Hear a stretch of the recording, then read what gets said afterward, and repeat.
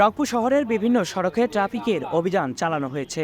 এতে 14টি সিএনজি চালিত অটোরিকশা সহ 17টি অবৈধ যানবাহন আটক করে মামলা দিয়েছে ট্রাফিক পুলিশ। গত মঙ্গলবার বিকেল থেকে আজ বুধবার বেলা 3টা পর্যন্ত পৃথকভাবে এ অভিযানে নেতৃত্ব দেন রংপুর মেট্রোপলিটন পুলিশের ট্রাফিক সার্জন বেলাল হোসেন ও কারামত আলী।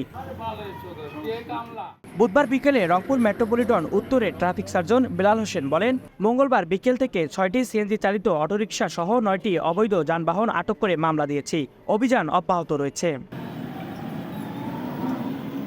এদিকে রংপুর মেট্রোপলিটন দক্ষিণের ট্রাফিক সার্জন কারামত আলী বলেন, আমি 8টি সিএনজি চালিত অটোরিকশা আটক করে মামলা দিয়েছি।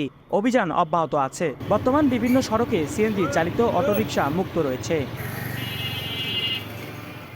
রংপুর মেট্রোপলিটন ট্রাফিকের উপ পুলিশ কমিশনার মেনহাজুল আলম বলেন, সড়কে সিএনজি চালিত অটোরিকশা ধরতে ট্রাফিক সার্জনদের কঠোর নির্দেশনা দেওয়া হয়েছে।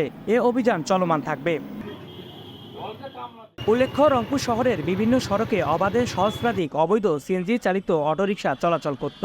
ওপরে ম্যানেজের নামে প্রত্যেক সিএনজি চালিত অটোরিকশা চালকের কাছ থেকে প্রতিদিন 150 টাকা থেকে 200 টাকা হারে মাসে প্রায় অর্ধ কোটি টাকা চাঁদা আদায় করতেন কয়েকজন ব্যক্তি। তারা নিজেকে মোটর শ্রমিক নেতা দাবি করতেন। চাঁদার বিনিময়ে অবৈধ যানবাহন অবাধে চলাচল করায় বিভিন্ন সড়কে যানজটের সৃষ্টি হতো। এতে ভোগান্তিতে পড়তেন পথচারী ও যাত্রীরা। আতিক হাসান, বাংলা আলো।